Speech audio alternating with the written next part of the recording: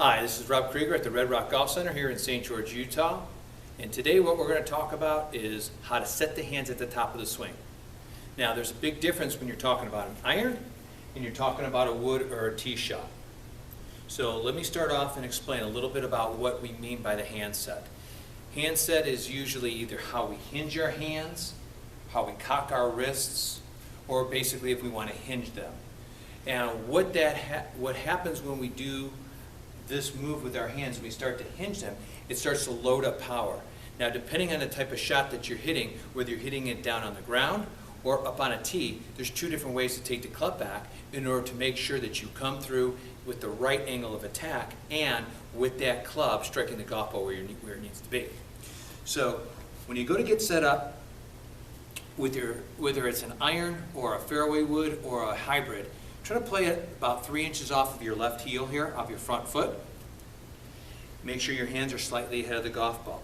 As you take the club away, you're going to try to drag the club so that it goes back just to inside of that foot along the ground. Some people will even say bring it up a little bit sooner, but try taking it back a little bit so that it's just inside that foot, and then as that club gets to that point, then it's going to start coming up and you're going to start pushing down with this part of the club on the back end of the handle, and you're going to raise that club up so that when this club is parallel, you're already starting to set your hands or hinge them a little bit. So you take it back, drag it to about there, and start pushing down. Then from that point, you should be able to get to the next position so that your left arm is parallel and that this club should be at a 90-degree angle from this point. Notice how I had to move my shoulder. Then from there, I just rotate my body and keep my hands in position. I don't drop them down anymore or anything like that. I want to keep them way out here, making sure my left arm stays straight. After that point, my body is going to start the process of getting back to the golf ball, and then my hands should follow. And because once I get back down to the golf ball, if I set them properly, my hands should still be at this position as I come down. If I've overhinged them or overset them, a lot of times people will get up to here and then they throw the club and look at how that club is no longer loaded up like this position. It's straight. All that power is gone. So if you can hinge your hands properly with your irons or your fairway woods or your hybrids off the ground, you should be able to get that club back and then move your body so when you come down you strike the golf ball on a descending blow, so you strike the golf ball and then the turf. Okay? Now, when it comes time to do a tee shot, what we want to be able to do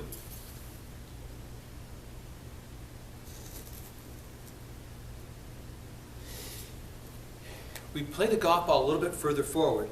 With an iron, we were playing it back in our stance, or the hybrid or the fairway wood.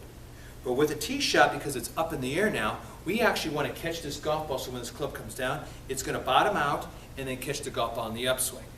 So in order to do that, we don't need to set our hands or hinge our hands as early.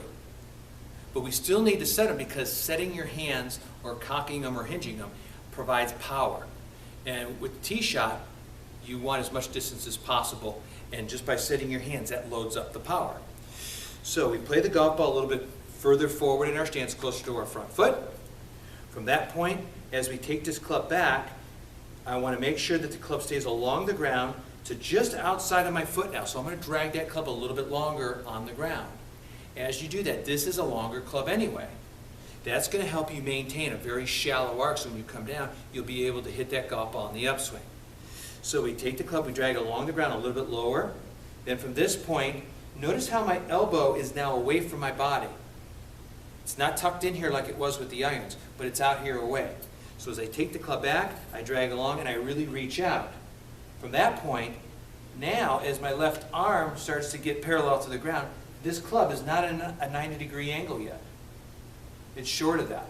But I've already started moving my shoulder and getting the club up. Now from there, I rotate and make sure that this club never gets past that position. You should always make sure that we're at 90 degrees. If this starts to bend, you're going to see a lot of this happen, you're going to see a lot of this collapsing, and then you're going to throw the club, and then as you come down, you're going to either hit behind it, or you're going to be catching the golf ball in the up and you can't keep your head down. So try this. Take the club back long across the ground, very low. Bring it up slowly, get it to this point. and right to there. This elbow is still down, but it's away from the body. Now you've created a bigger arc, and as you start down, make sure your lower body goes first, then your upper body, and then the club. So when you get back to that golf ball, that club should be square at impact. So that's the difference between hitting your irons, your fairway woods, and your hybrids off the ground and setting the hands. You set them a little bit earlier. With the tee shot, we set the hands a little bit later in the swing. We create a bigger arc for more power, more distance. I don't care how tall you are or short you are. A taller person has a bigger arc naturally. So if you're a shorter player and you're looking to add more distance, especially off the tee, try to really reach out and make the arc as big as you possibly can. I hope that helps. Again, this is Rob Krieger at the Red Rock Golf Center here in St. George, Utah, and that's how we set our hands with irons, hybrids, and fairway woods off the ground, and as well as hitting a tee shot with our woods. Have a great day in fairways and greens.